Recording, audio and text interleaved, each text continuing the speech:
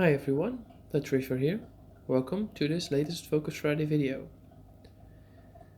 Today's topic is a bit of a philosophical topic, and that is contemplating whether to buy or do not buy fish for your reef tank, considering their behavior and their size and the way they react towards tank mates. So I hope you enjoyed this video. I'll try to cover as much as possible in the next 10 minutes. So, some of this information you might already know, or I might have already covered before, but let's start anyway. So let's just go where the fish lead us. Let's start with this spotted drum, since it's swimming here right in front of the camera, so that's a nice fish to start with. This spotted drum, which is called Equatus punctatus. I have a special video about it as well on my channel. It's quite a large fish, as you can see.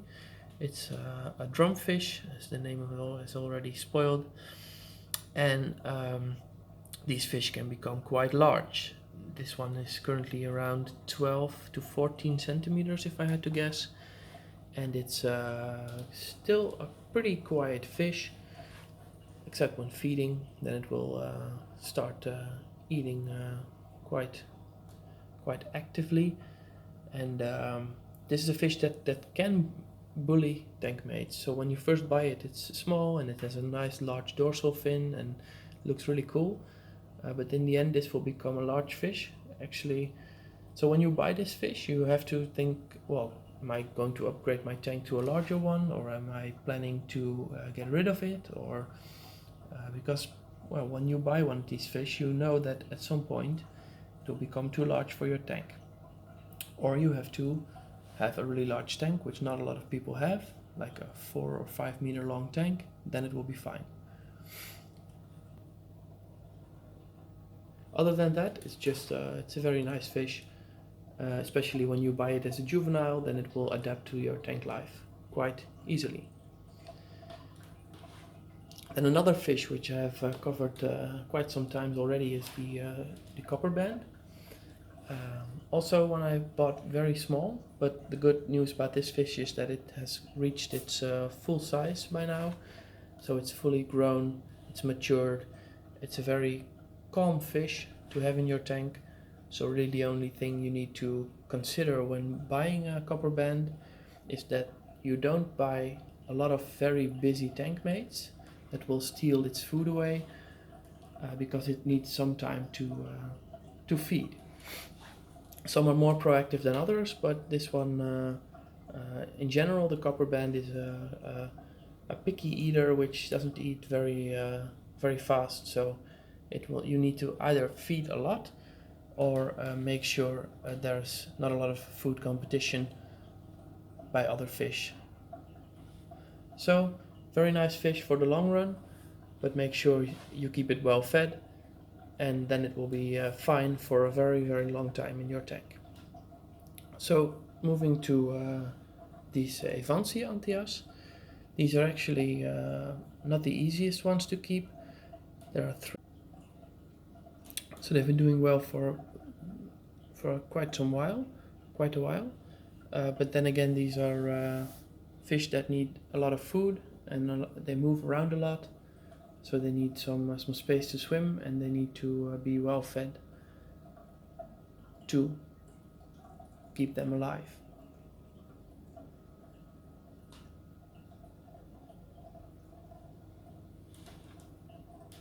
So moving on to the tanks, I have 2 tanks in my tank. A Tomini tank, which you just saw swimming away, the grey one, and this blue Hepatis. Tanks are very attractive fish to keep in your tank, but they're also quite busy. At least the Hepatis is a very busy fish. It's well, the busiest fish in my tank at the moment, so that's also a choice that you need to consciously make when combining them, for example, with the Copperband, since the Hepatis will definitely be some competition for the Copperband. But as long as it's just one fish, then it's not that harmful. And I already know that I either have to upgrade my tank for this blue Baathist tank, or to move it out eventually, because in the long run 500 liters is too small for this fish, especially considering the fact that it's been in my tank for a few months, I think about 5 to 6 months now, and it has easily doubled in size, maybe even tripled.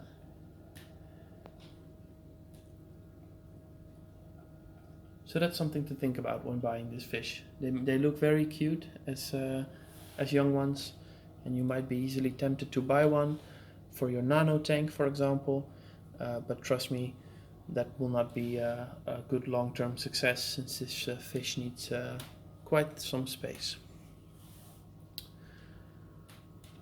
So moving on to the clownfish, which are actually quite easy to keep. You see them a lot, and that's well, not for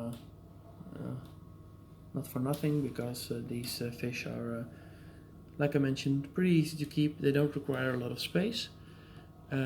They still are very fun to watch. They have a really nice way of behaving, although when some fish get too close to their coral, they will definitely act defensive towards the other fish.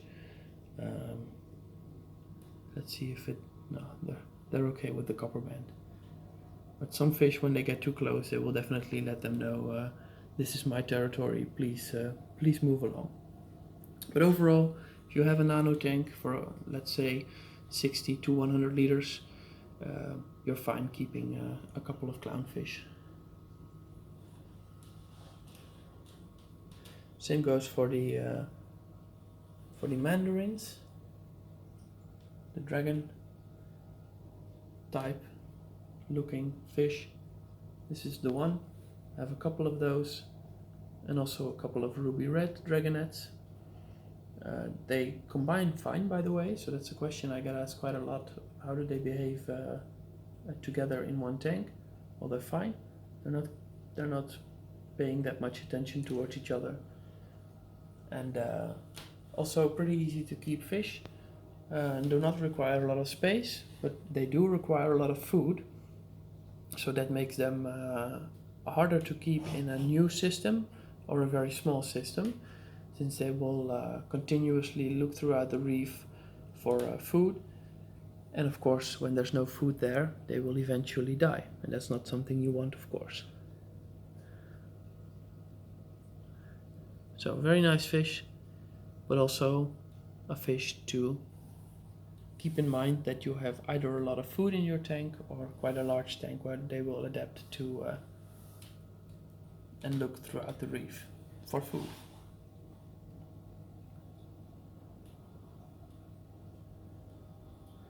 So the bangai, the cardinalfish, you might have seen these ones before in my tank.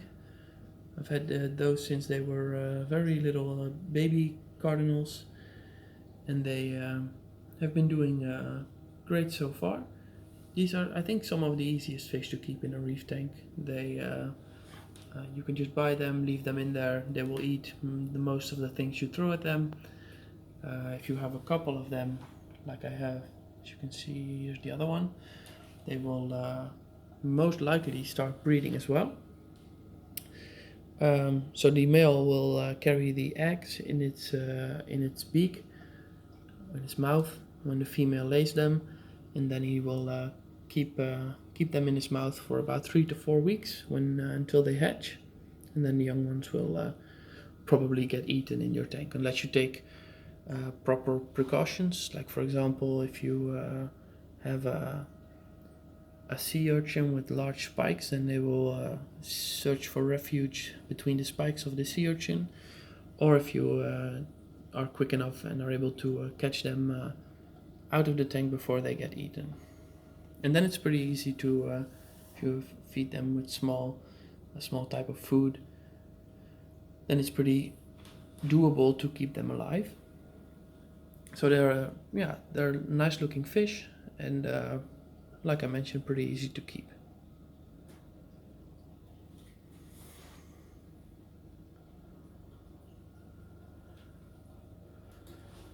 So let's see if we can spot some more different fish. I know I haven't seen the rubies yet, and I haven't seen the leopard wrasse yet. Ah, here's the leopard wrasse. It's a funny story though. I assume the male has died. I haven't quite figured it out yet, because I only noticed yesterday. This is actually the female that you see right now. So before, in my previous videos, this fish was entirely red, and now it's starting to change form, so it's becoming a male. And well, that's something they do, but usually they only do that when there's no other males around. So that's why I assume that the previous male has died.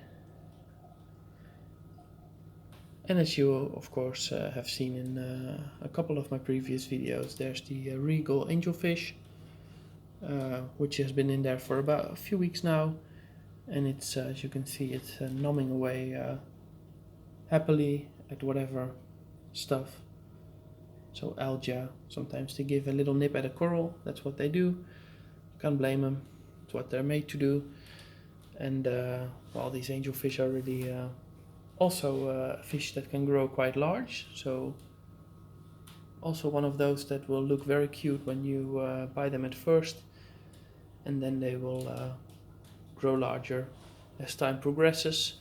Although this is one of the smaller angelfish that it's not a dwarf, but it's a pretty small angelfish that I would theoretically be able to keep in this 500 liter tank for quite a long time. And I doubt that it will ever become too big for this tank. Unlike, for example, the Baathist that I mentioned. So I think those are that's about it for the fish. I might have missed one or two. Yeah, for example, the sand sifting goby. Haven't gotten around to showing you that one. Might be hiding at the moment. Maybe you've seen it before, I haven't paid attention to it. It's definitely there somewhere.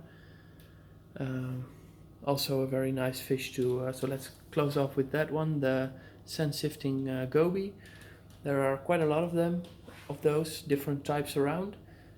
These are very useful fish, and I can recommend one to, well, nearly everybody. They're quite calm, and they will definitely keep your sand very clean if you have a one that has a good work ethics. As you can see, my sand is pretty clean, and that's all because this fish is doing a great job, of course, together with the sand sifting starfish, which are also there, a couple of them. So that's it for the fish, and whether or not you should buy them, or at least making sure that you consider your fish in a responsible manner, in a responsible way. So always keep in mind, fish are of course live animals, and they require a lot of care, just like a dog or a cat. Just well, be considerate when you buy them, when you're considering them, and I'll see you the next time. Bye bye.